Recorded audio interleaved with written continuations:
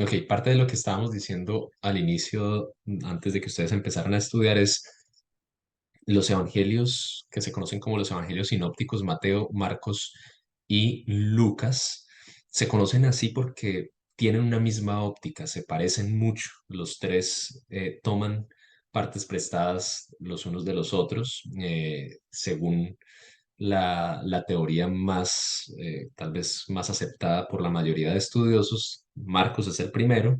Mateo toma algo de Marcos y Mateo, al ser el mismo un testigo ocular, un testigo de primera mano, a- eh, adhiere a algunas otras historias de su conocimiento, algunas otras lecciones. Ya vimos que Mateo divide todo el Evangelio en cinco grandes discursos, y Lucas, que seguramente es el tercer relato del Evangelio escrito en orden cronológico, toma de Mateo, toma de Marcos, pero según lo que él mismo nos dice al principio, él hace una investigación. Algunos creen que parte de esa investigación pudo haber sido con María, la mamá de Jesús, y por eso vamos a notar de pronto algunos detalles especiales en los relatos del nacimiento que no incluyen los otros dos. Eh, Sabemos que Lucas es el único autor gentil del Nuevo Testamento. Gentil quiere decir que no es judío. Es el autor tal vez más educado, incluso por encima de Pablo, que es un autor bastante educado del Nuevo Testamento. Lucas es posiblemente el autor más educado. El griego que utiliza Lucas es un griego mucho más fino y mucho más difícil de leer que el griego que utilizan los otros autores. Es un doctor, un médico, que fue discípulo del apóstol Pablo. Se cree que Lucas no solamente escribió este libro, sino también otro. ¿Cuál libro también escribió Lucas? Hechos. Muy bien, Hechos. De hecho, se cree que este pudo haber sido una misma obra en dos tomos, y hay una continuidad. Ambos libros tienen un mismo destinatario. ¿Alguien se acuerda de los de aquí de Chicago primero y después los de afuera? ¿Quién es el destinatario? O sea, ¿para quién es escrito este libro? O estos dos libros, Hechos y Lucas. Teófilo. Para Teófilo. Teófilo, que es posiblemente el principal de una sinagoga y en un contexto posiblemente no judío, es decir, es un gentil. Esto ya nos anticipa que va a haber algunas diferencias, y eso es parte de lo que vamos a estar notando. El hecho de que Lucas sea un gentil, o sea, que no sea judío, que esté escribiendo para un público que posiblemente no es judío, nos anticipa que es posible que vaya a haber algunas diferencias. Esas diferencias no nos deben asustar. Algunos escépticos y algunas personas que quieren denigrar de la escritura tienden a ver las diferencias en los relatos como algo que nos debería asustar, o algo que nos debería llevar a ver estos documentos como no fiables. Por el contrario, los eruditos más escépticos, hay estudiosos de la Biblia que no son cristianos, que son escépticos. Los eruditos más escépticos han visto estas diferencias como algo que permite darle más confiabilidad a ciertos relatos. Me explico.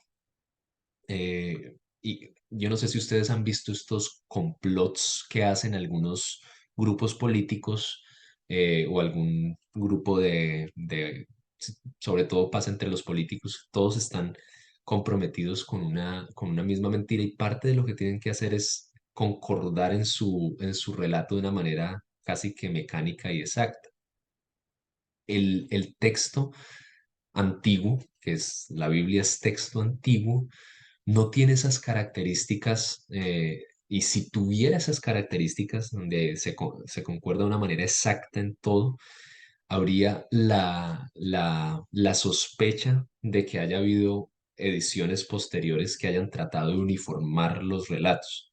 De hecho, cuando ustedes leen un Nuevo Testamento en griego, van a notar que, perdónenme, intento mostrarles aquí algunas cositas, van a notar que en esta partecita, a ver si alcanzan a ver, en la partecita de abajo, estoy intentando que no crean que se están quedando ciegos, es que no ha logrado eh, en la partecita de abajo hay algo que se llama el aparato crítico, que es notar las diferencias que hay entre las diferentes versiones del mismo texto en griego. Esas diferencias que hay, nuevamente, algunos las utilizan para decir es que el texto no es confiable. Otros las utilizan para decir es que hay ciertos textos que no son confiables. La realidad es que esas diferencias que hay son, primero, mínimas en relación con lo que podría y debería haber para un texto que es tan antiguo y, en segundo lugar, son variantes, son diferencias que no, hay muy poquitas que podrían decir cambian el sentido del texto.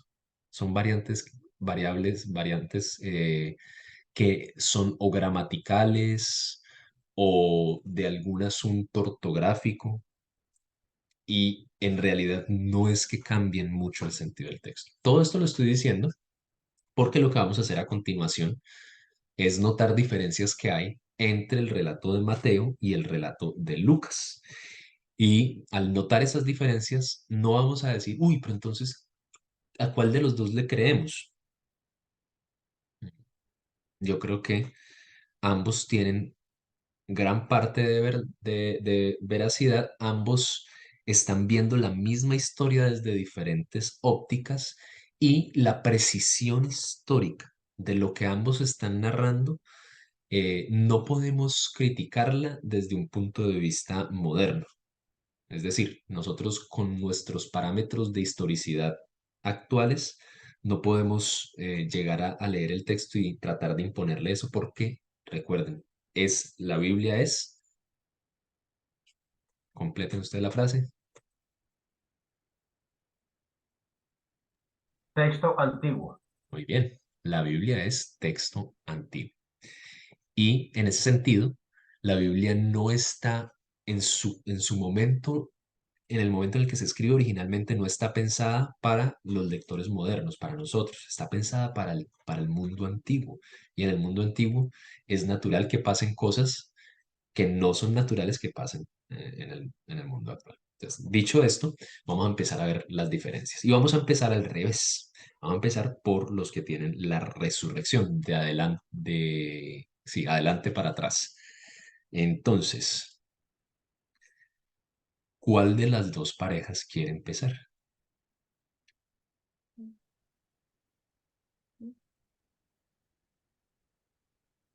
Voy a hacer como les digo a Juan Daniel y a Elena, que el más noble le dé el puesto al otro. Ajá. ¿Empezamos? Ok. Qué So, nobleza, Olguita. yo leí, yo leí Lucas, Sí. am, y lo que vi, al menos en mi lado, fue que la primera cosa que hace es hablar con las mujeres y esa conexión me hizo conectar con lo que dices que como en investigación con María, ¿right? Entonces como que la sigue a ella en unas partecitas, habla con las mujeres, ve su reacción, cómo se van a decirles a los demás, siguen a unos a Emaús y Ujú. habla con ellos. Sí, sí estoy ok. Sí. Se les aparece a sus discípulos, le dice, paz con ustedes, tóquenme, soy yo, pide comida, y lo ven comer y están como todos asustados. Después le hablan a ellos de lo que debe pasar y que esperen para ser testigos y que esperen a recibir el poder de lo más alto. Y ya él desciende al cielo. Asciende, Asciende. asciende, sorry, no desciende, asciende al cielo, sí. Entonces lo que pasa en Lucas, no sé si Laura y Samuel quieren añadir algo de Lucas. Ellos saben bastante de Lucas. Sí, yo sé, demasiado. Sí. Para los que no saben, Laura y Samuel tienen un hijo que se llama Lucas, entonces. Ujú. Ay, ya cuando se explica un chiste no tiene sentido, ¿cierto? Ya como que, oh. Yo también leí a Lucas, pero yo no vi que él hablara con las mujeres. O sea, al menos en mi versión dice que Dice, o sea, le dice, Es al principio del 24, o sea, el 24, verso 7, dice, ujú, the Son of Man must be delivered over to the hands. Le dicen así. ujú. Ujú. ¿qué número? Versículo 7, 24. Perdón, capítulo 24, verso 7. ¿Cierto? Las mujeres eran a Están, poner. vayan todos siguiendo, no se queden solamente mirando lo que ellos dicen, sino Oh, vayan maybe siguiendo Se les los... presentaron dos hombres a con los hombres, ya. dientes. Sorry, sí. Era una de las comparaciones que yo hice con Samuel, es que en el que en Mateo, Tú enfócate en Lucas y déjame a mí en Mateo, ¿sí? Dile, Sammy. Dile. a los que no conocen a Samuel, él bromea así, no es que me maltrate. Oh, sí, perdón, sí. En este, en lo que son dos hombres que se le aparecen, pero después se les aparece es a camino a Emaús, y estas personas caminó con ellos y no lo reconocieron. Y él les siguió explicando, les siguió hablando a ellos, llegó a un lugar con ellos, se sentó, partió el pan, compartió con ellos hasta que sus ojos se abrieron y se dieron cuenta que estaban compartiendo con Jesús, el que acaba de resucitar. Entonces me hizo Muy bien. todo Entonces, ese rato con él y no lo reconocieron. ajá. ¿Qué ibas a Y decir? que sí, las mujeres sí están, pero están durante el periodo de la resurrección. Noten una cosa, y es que no hemos hablado de muerte y resurrección, que son dos eventos centrales en los evangelios. En ninguno, ni en Marcos ni en Mateo, no lo hemos hablado porque vamos a dedicarle un espacio especial al final. Entonces, aquí quiero que nos enfoquemos más en el después de la resurrección, que es lo que las dos narraron, que es el famoso camino de Maús. Y y lo otro que pasa, que es lo que creo que también las dos mencionaron, que es pide comida y no sé si Laura no mencionó mucho de esto. ¿Quieres notar algo interesante? Algo que haya llamado la atención de esa parte de la solicitud de comida de Jesús. Yes, for food, right? Sorry, no sé. No, que me pareció interesante que partiera el pan y todo eso y después también se encontró con los discípulos. Ujú. Muy Y ahí bien. es donde les dice que va a enviar a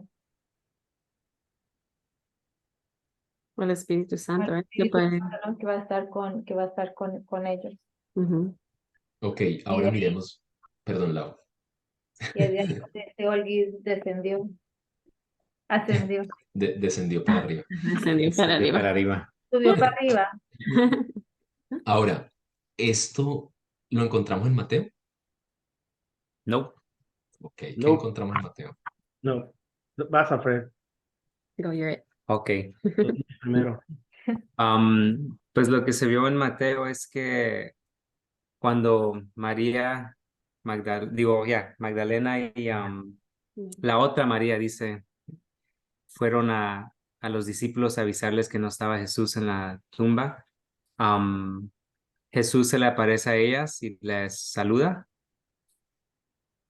y les dice que vaya a decirle a los discípulos que lo encuentren en Galilea.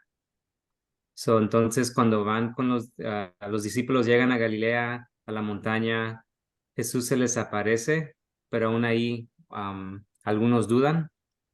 Y ahí es cuando viene la gran comisión y les dice que tiene la autoridad y que vayan a ser discípulos y bautizar, pero ahí acaba, no dice nada más de lo que está en Lucas. Muy bien.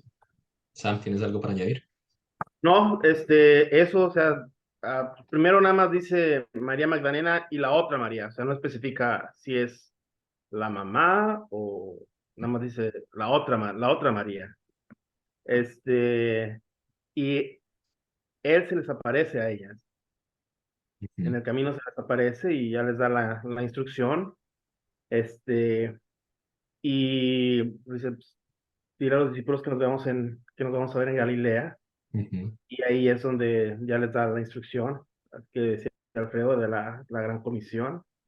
Y al final cierra con, bueno, enseñándoles a cumplir todo lo que yo os he mandado Ujú. y saber que yo estoy con vosotros todos los días hasta el fin del mundo. Ok, ok, muy bien. Antes de notar algunas diferencias o algunas razones de estas diferencias, quiero que vayan al Evangelio según San Marcos. ¿Dónde termina el Evangelio según San Marcos? ¿Dónde termina Marcos?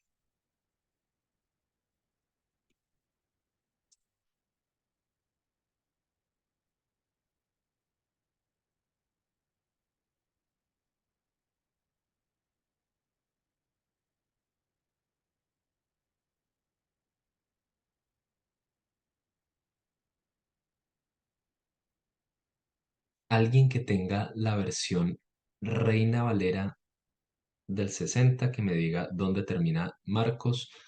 Los que tengan, ¿qué versión en inglés tienen ustedes los que están leyendo en inglés? New International, NIV. Ok, NIV. ¿Quiénes tienen alguien que tenga NBI en español y ustedes también en inglés? Me van a decir, ¿dónde termina? Primero el que tenga Reina Valera me dice dónde termina.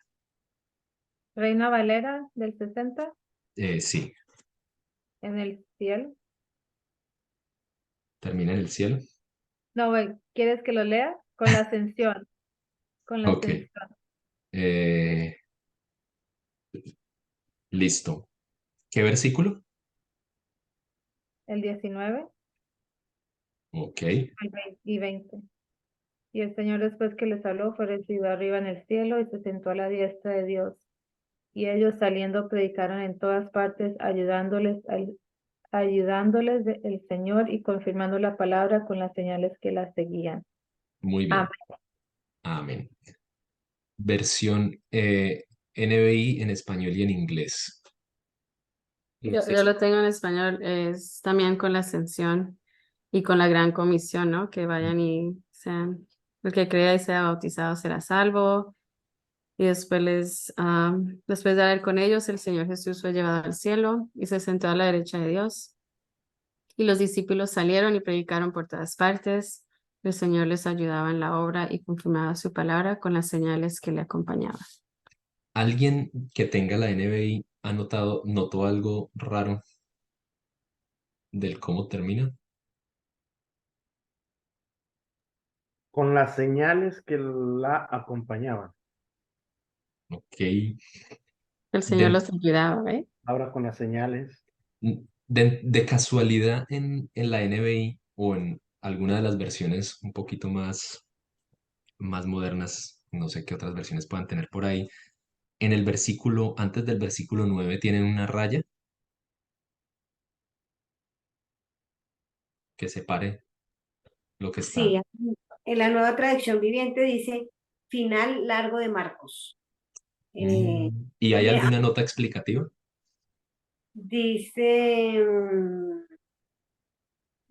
los manuscritos más antiguos de Marcos terminan en el versículo 16:8.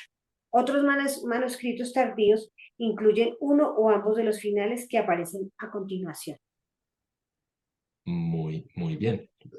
Si tienen unas versiones como la NBI o la nueva traducción viviente o algunas otras versiones que hayan sido traducidas, que hayan sido más recientes, van a tener una notica como esa.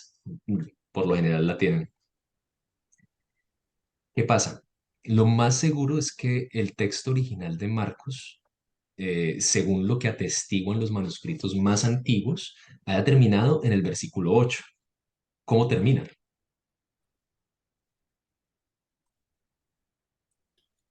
Perdón, pastor, Sí. en el Bible Gateway Ujú. dice estas palabras pues del 16 al 8, estas palabras de los versículos 9 al 20 están presentes en manuscritos tardíos del Nuevo Testamento griego. En Ujú. lugar de este pasaje, algunos incluyen una conclusión más breve. Sí, muy bien. Y ustedes pueden ver, por ejemplo, aquí en el, vamos a mostrarles aquí en el, Los más antiguos terminan en el versículo 18. En el griego. también en el texto, uno de los textos en griego, pueden ver ahí también la marca y otros finales de Marcos. Porque es posible que estos otros finales hayan sido añadidos ya tardíamente, o sea, después, tratando de traer de Mateo o de otros de los evangelios. ¿Qué quiero que noten con esto? El final de Marcos es Jesús aparece y parece que como que en vez de, o sea, quedan desconcertados, quedan asustados. Parte de lo que o sea, ese final es algo así como tres puntos suspensivos, como ¿y qué va a pasar? O sea, la agarramos o no, entendimos lo que Jesús estaba haciendo o no, entendimos todo el tiempo que Jesús nos anunció que iba a resucitar o no.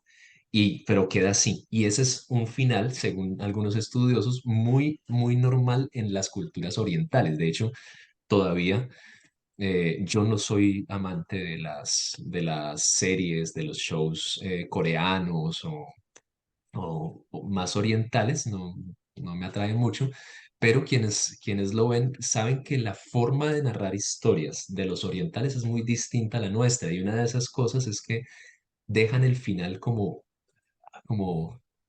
dirían acá, ¿what? Como, ¿esto qué? ¿Para dónde vamos? Como diría un amigo mexicano nuestro, ¿what?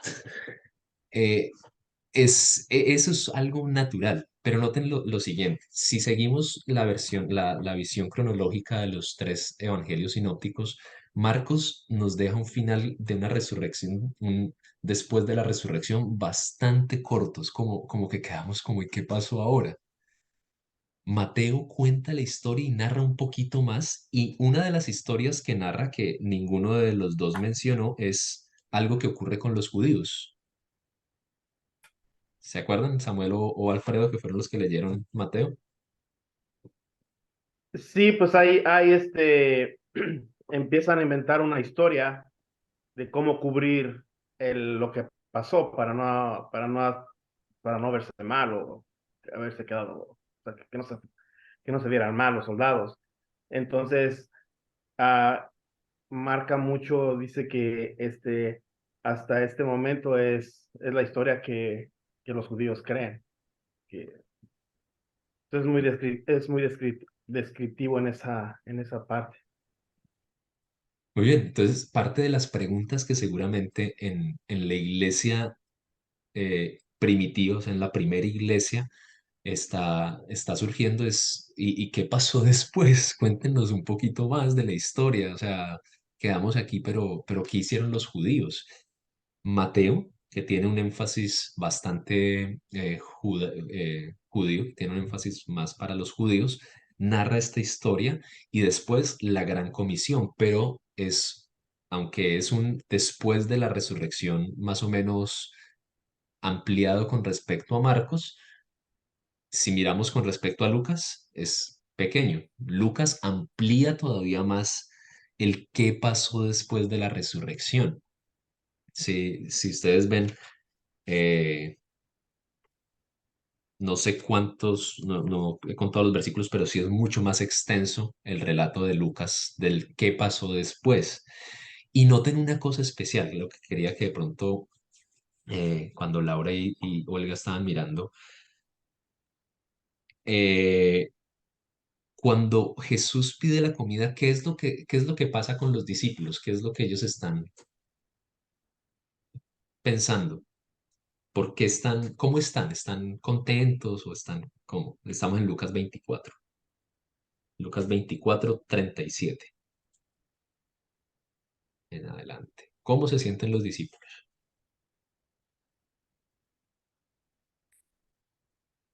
Dale, habla. Dice que están aterrorizados. ¿Aterrorizados? Porque creen que ¿qué? Un espíritu. Creen Era que un lo que están viendo es un espíritu. espíritu. Y noten el énfasis reiterado de Lucas de Jesús está comiendo después de la resurrección. Ahí él les dice, no soy un espíritu. he resucitado. Y ojo, esto va a marcar una gran diferencia entre lo que creen dos grupos judíos de la época. ¿Se acuerdan los esenios? Los esenios creen que hay vida después de la muerte, pero esa vida después de la muerte no es lo mismo que resurrección. Los fariseos sí creen en la resurrección, que es la vida corporal, que es la, después vamos a hablar un poquito más de esto, pero es la vida después de la vida después de la muerte. En esencia, parte de lo que está mostrando este texto es si nosotros que crecimos en el contexto judío estábamos pensando este podría ser un espíritu, podría ser el espíritu de Jesús, el fantasma de Jesús, eh, lo que Jesús está tratando de reiterar, no solo a través de sus palabras, sino a través del hecho de que pide comida, está con ellos, se deja tocar. Esto no es una vida espiritual nada más, esto es una resurrección que implica la corporalidad. ¿Listo? Y ahí podemos notar algunas otras cosas muy interesantes, pero nos va a quedar tiempo para los demás. Vamos a escuchar muy rápidamente quiero notar nomás las diferencias. Ustedes me digan, esto es diferente de esto. En eh, los relatos del nacimiento. Vamos a ir de atrás directamente hacia el principio.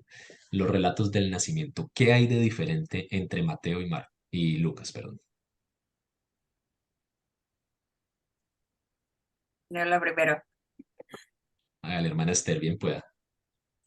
Okay, yo encontré que en Mateo empieza el nacimiento de Jesús, empieza como que va a narrar una historia, ¿no?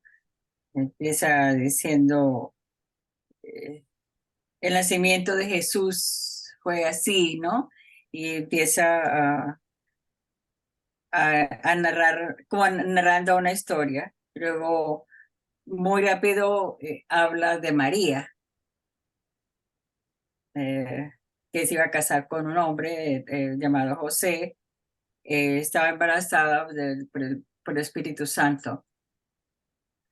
Y Lucas, entonces yo hablo de Lucas también. La diferencia con Lucas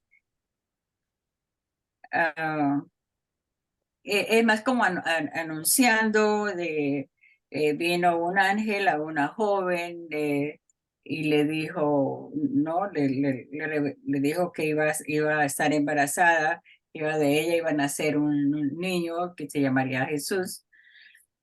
Sé que es las diferencias que yo veo, que fue como anunciando, ¿no? Empezó como anunciando y luego anunció, ¿no? Hasta revelar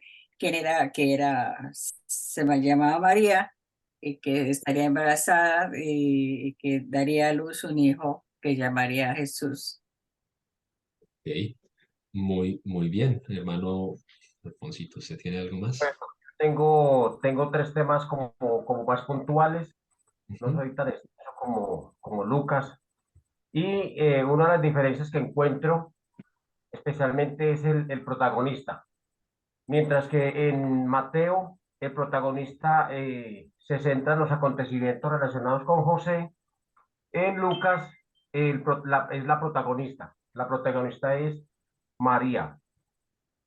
Los relatos difieren mucho en su extensión. En los dos capítulos 1 y 2 de Mateo y Lucas están los relatos del nacimiento de Jesús. Mateo ocupa solamente 48 versículos y Lucas se extiende hasta 132 versículos. Y Mateo, como podemos ver en la genealogía, vincula a Jesús Vamos a con dejar el pueblo. la genealogía para los otros, ¿listo? Listo. No me les decida. Protagonista y la extensión. Muy bien, muy concreto. Protagonista y extensión. ¿Alguien más tenía el nacimiento? ¿No, cierto? Muy bien, noten las diferencias. Este tema del protagonista es muy interesante. Mateo tiene el protagonista como el hombre y es una perspectiva muy judía, ¿no? Es más marcado, aunque el mundo antiguo en general es machista, De hecho, el concepto de machismo no existe en el mundo antiguo, es algo que es más bien moderno. El mundo antiguo es duro con la mujer. El judío sí que más. El judío es muy, muy, muy duro con la mujer y eso es una perspectiva que es bastante evidente. Bueno, bastante evidente no, pero en Mateo es más fuerte, es más, se resalta más a José, mientras que Lucas le da el protagonismo no solamente a María, ¿a quién más?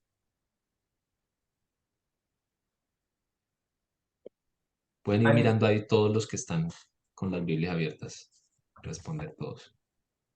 ¿A quién más le da el protagonismo? Elizabeth, A otra mujer, a Elizabeth, que es ¿qué? Mamá de Juan Bautista. La mamá de Juan el Bautista. ¿Y qué otra característica tiene Elizabeth? Era prima de María. Prima de Descendiente María, ¿era qué? Era de Aarón. prima de Es, María. estéril, Y era estéril también. si tiene todas esas cosas, es estéril y ya es bastante, Mayor. ya es Mayor. bastante mayor. Y Muy bien. esposa del sacerdote. Y esposa de un sacerdote. Muy bien, muy bien. Y vayan pensando en todos estos ecos del Antiguo Testamento. Mujeres estériles, mayores, como, ¿se acuerdan de personas en el Antiguo Testamento que tengan estas características? Como Sara, Muy bien. Sara, hay otra por ahí. Rebeca, Muy bien, hay otra por ahí, más adelantico. la mamá de Samuel, La la mamá de Samuel, muy Ana. bien. Ana, Ana. muy bien, muy bien, muy bien. Y hay otra característica especial de todos estos relatos del nacimiento. Si ustedes disfrutan la Navidad como yo, seguramente preferirán Lucas a, a Mateo. ¿Qué característica tiene que diferencia? Algo que pueden notar así rapidito. Incluso si miran en Biblias más, traducciones más modernas que tienen un respeto especial por los géneros literarios, van a notar que muestran algo de diferencia. Cuando es prosa se muestra de una forma, cuando es eh, otro tipo de literatura se muestra de otra forma.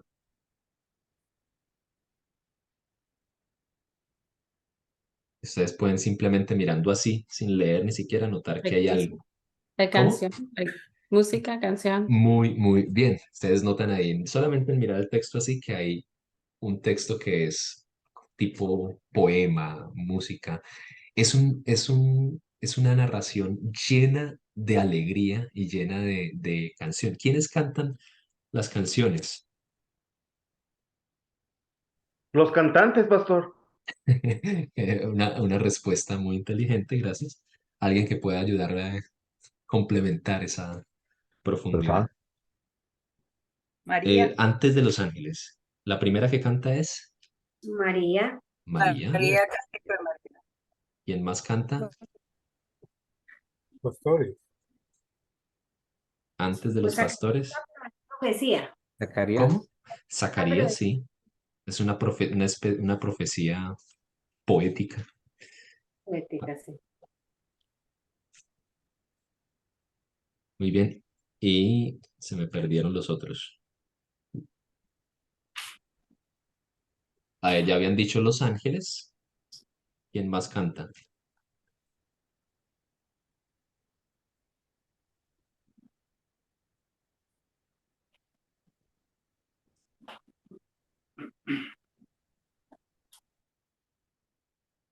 Ahí en el capítulo 2 versículo 28. Sí, Simeón. ¿Simeón? Sí. Simeón, muy bien. No había escuchado, perdón. Simeón. eh, Más adelantico. No, creo que ese es el último canto que tenemos, ¿cierto? Algo también que uno pasa, no le presta mucha atención cuando está leyendo. En este relato del nacimiento de Jesús, ¿en cuál de los dos evangelios está el relato del pesebre?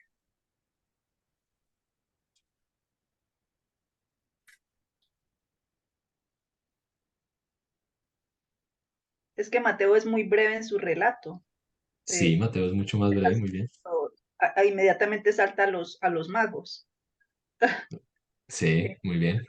Cuenta los ángeles, cuenta de los pastores, cuenta de todo más detalladamente. Ok, Lucas 2:7 habla del pesebre. ok. Lucas es el pesebre, muy bien. Lucas es el pesebre. ¿Quiénes van a visitar de primeros en Lucas a Jesús?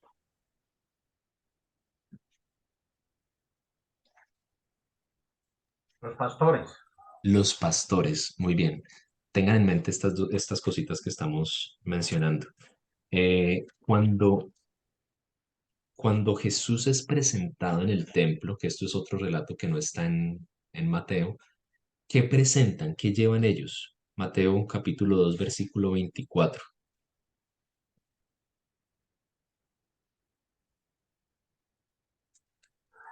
Dice que un par de tórtolas o 2 palominos. Muy bien. Ahora, miren ahí en sus Biblias, en Levítico 12:8. Levítico 12:8. ¿Quiénes son los que llevan ese tipo de, ese tipo de ofrenda? Levítico 12:8. Los más pobres, los que Los no más tienen pobres, los suficiente. que no tienen, o sea, si no tiene esto, si no tiene esto, si no tiene esto, si no tiene esto. ¿Cuáles son las tres cosas que notamos ahí? Y podemos notar muchas más, pero esas tres cositas ahí rápidas que notamos, ¿cuáles son? Nace en un pesebre, algo que no se nos dice en ningún otro evangelio, sino en este.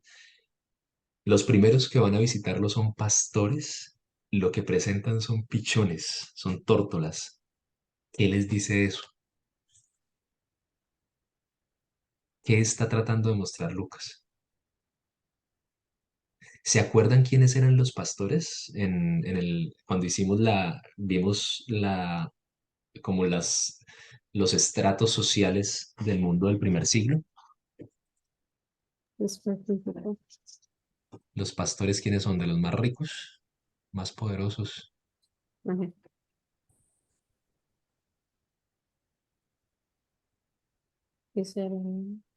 ¿A quién le correspondió esa parte de la exposición, hermano Mario? ¿Quiénes eran los pastores? Está silenciado, hermano Mario. De la clase más baja, los más pobres. De los más pobres, de los más despreciados, de los más bajos. ¿Qué les dice a ustedes esas tres cositas? Y ustedes pueden notar ahí en el texto un poco más de detalles. ¿Qué les dice?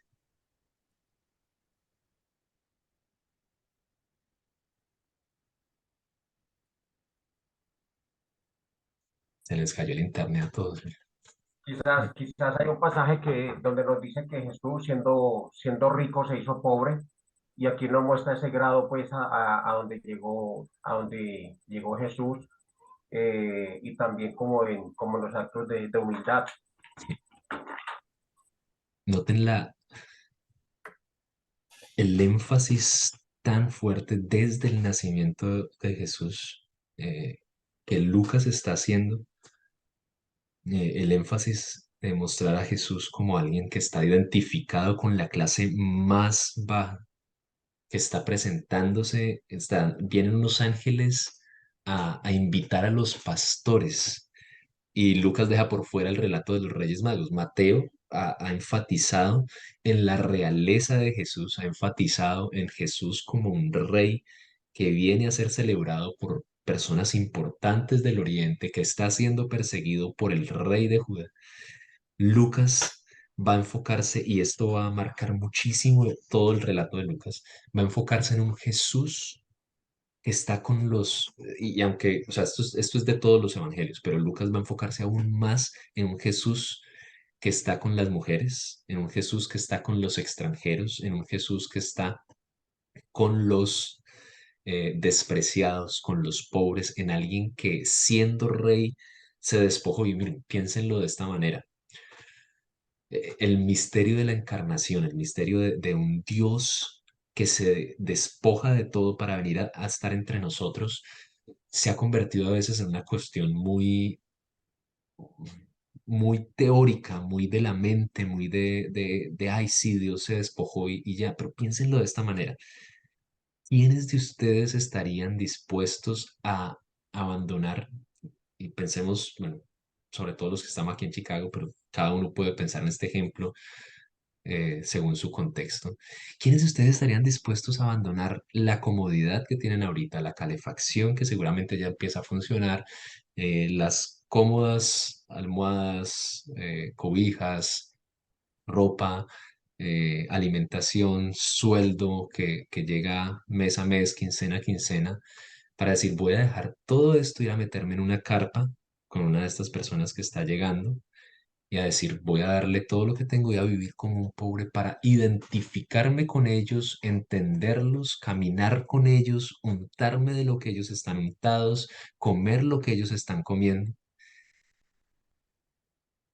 Ese es el tipo de Dios que nosotros tenemos. Un Dios